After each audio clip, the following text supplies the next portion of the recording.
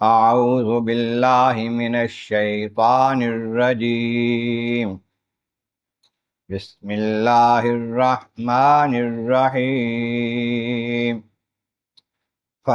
فلعلک باخع نفسک علی آثارہم ان لم یؤمنوا بہذا الحدیث اسفا انا جعلنا ما علی الارض زینة لها لنبلوہم ایہم احسن عملا وَإِنَّا لَجَاعِلُونَ مَا عَلَيْهَا سَعِيدًا جُرُزًا۔ صدق اللہ العظیم۔ حمد و ثناء رب کریم اور درود و سلام بر سید خیر الانام کے بعد سورۃ کہف کی آیت نمبر 6، 7 اور 8 تلاوت کی گئی ہیں۔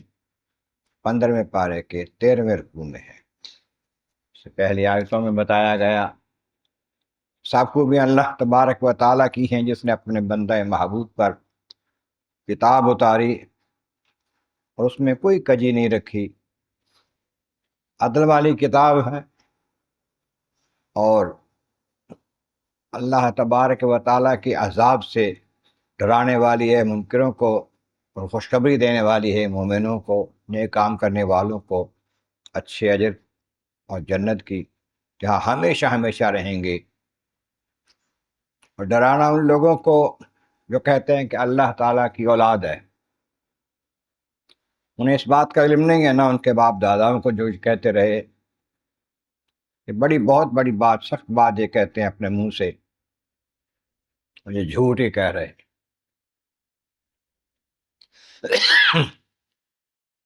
نبی کریم علیہ السلام کفار کو تبلیغ کرتے، دین بتاتے، قرآن سناتے، اللہ کے احکامات بتاتے، اور وہ آگے سے مذاق اڑاتے۔ میرے آقا علیہ السلام کوئی بات بڑی دکھ دیتی، میں ان کی بھلائی کی بات کرتا ہوں، یہ الٹے اپنی برائی کی بات کرتے ہیں۔ آپ چاہتے کہ سارے لوگ مسلمان ہو جائیں، سارے جنت میں جائیں، کوئی دوزخی نہ رہے، لیکن وہ نہ مانتے، حضور کو اس پر صدمہ ہوتا۔ اللہ فرماتا کہ محبوب آپ ان کے افسوس کی وجہ سے اپنی جان سے کھیل جائیں گے، اپنی جان گنوا دیں گے ان کے دکھ میں، ان کے غم میں، جو اس پاک کلام پر ایمان نہیں لا رہے۔ ان تک کام ہے آپ کا پہنچا دینا، بات پہنچا دی، آپ کی ذمہ داری ختم ہے۔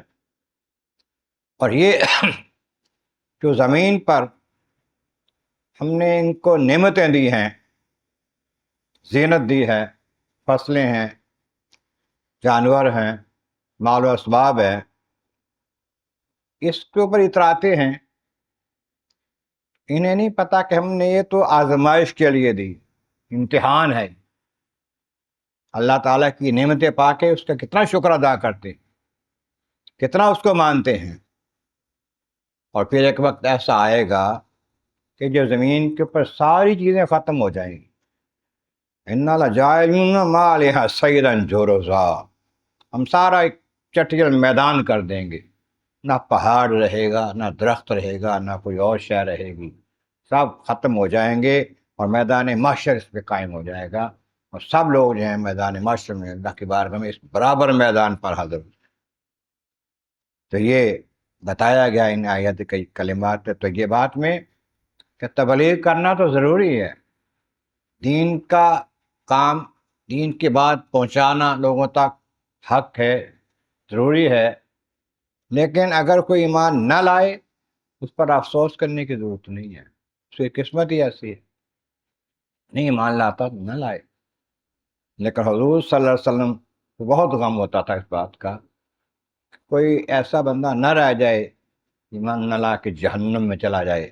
اس کے لیے آپ دن رات محنت کرتے، کفار کے گروہوں میں چلے جاتے، ان کے گھروں میں چلے جاتے، ان کی جماعتوں میں چلے جاتے، تشریف لے جاتے، ان کو بتاتے حق بات یہ ہے، حق بات یہ ہے، مان جاؤ، بتوں کو چھوڑ دو، اوروں کو اللہ کے مقابل لانا چھوڑ دو، اللہ ایک ہی ہے، وحدہ لا شریک ہے، کوئی اس کے علاوہ عبادت کے لائق نہیں ہے۔ اور پھر یہ بات نہ ماننے والوں کے بارے میں افسوس ہوتا۔ پیارے آقا کریم صلی اللہ علیہ وسلم کو اللہ تعالیٰ نے یہاں پر حوصلہ دیا ہے، وہ آپ غم نہ کریں، یہ نہیں مان لاتے نہ لائیں، آپ نے ان تک پیغام پہنچا دیا ہے، ٹھیک ہے، اور پھر یہ بتا دیا کہ جس بات پر ان کو گھمنڈ ہے، مان ہے زمین کے اوپر، جو ان کو نعمتیں ملی ہوئی ہیں، یہ نعمتیں صرف موج میلے کے نہیں ہیں، تو امتحان کے لیے، آزمائش کے لیے ہیں، اور پھر جب پریکٹیکل میدان ہو جائے گا، پھر یہ چیزیں ساری ختم ہو جائیں گی، پتہ چلے گا کہ کس نے کیا کیا ہے۔ اللہ تبارک و تعالیٰ کی بارگاہ عالم اعظم اللہ کریم، محبوب کریم کا صدقہ قرآن کریم کا فہم اور اعمال صالح نصیب فرما۔ وآخر دعوانا ان الحمد للہ رب العالمین۔